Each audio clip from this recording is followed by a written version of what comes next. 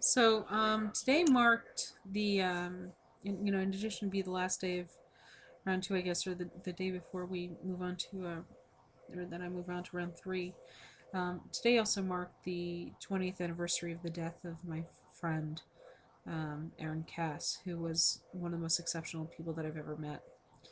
Um, so it's kind of a strange day. We also had our company holiday luncheon, which is why I'm wearing the pearls and everything. But it was uh, it was a strange day. And I woke up this morning feeling the need to have uh, chocolate milkshake with Jimmy's and French fries, which was kind of his traditional lunch. Aaron's eating habits weren't exactly normal. Uh, they were terrible, but whenever we went out, regardless of whether it was a diner or Friendlies or whatever, that was always what he had. So the kids and I stopped at the diner on our way back from the painting class, the art therapy class at the Bennett Cancer Center. Um, and it's interesting because when you go through something like this, and I've mentioned it before, you kind of really see, sound cliche, you see who your real friends are. The people who will um, be there, who will call, who will check up on you. And a lot of times I'm finding those people are not the ones you would necessarily expect.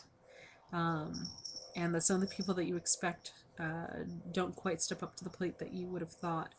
Um, More specifically, some of the people that come out of the woodwork have you shocked, whereas the people that you expect or really hoped would come out of the woodwork aren't the ones who do. In this case, I kind of have to forgive Aaron for not coming out of the woodwork because he's dead. What are you doing? You straight what?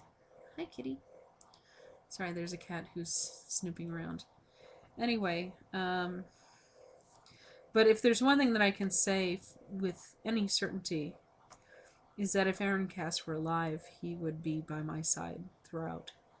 Um, and I think today,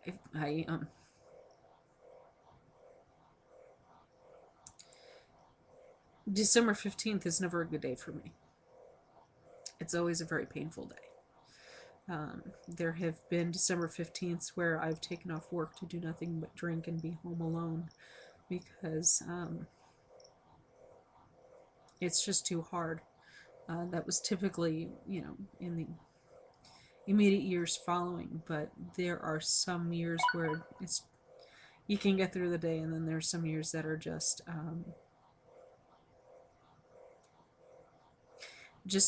more difficult. In many many ways, it feels like it was just yesterday that I had my last phone conversation and walked into the room and was told of his passing. And I think this year, because of what I've gone through and some of the people that haven't stepped up and some of the people that have, but more thinking about those that are absent, um it makes it all the more difficult to even recognize the fact that it's been 20 years since he was gone. Um, and the strange thing is that in the past 20 years, there have been times and occasions and moments where there have been life or death or serious situations where Aaron has made his presence known one way or another. And the strange thing is that throughout this whole cancer experience, it I haven't felt that connection, and it's very strange. I mean, maybe today is the first day, but um, I think it's the first time in since he was taken that I felt that he was not just gone, but disconnected. Um, and It's a scary thing.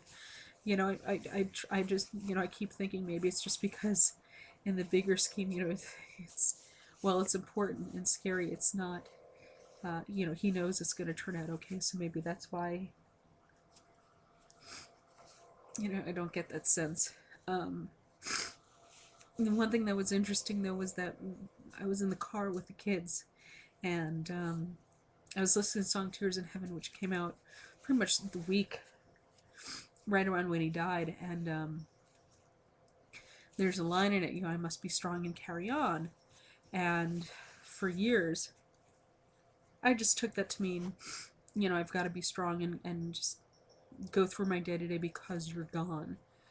And, and because otherwise I would just be mourning your loss. And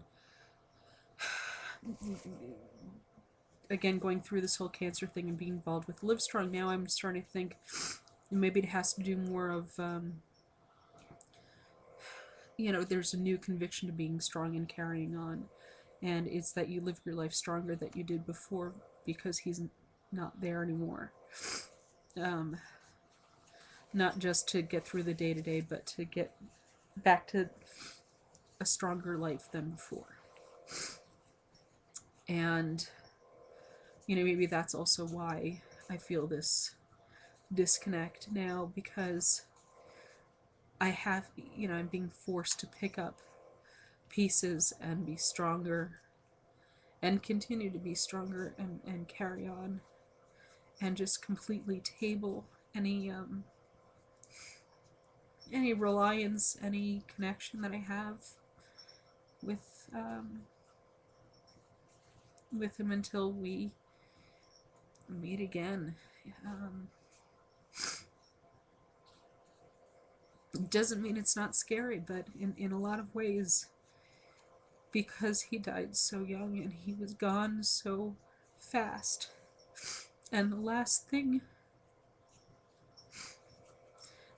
interaction we had was a fight.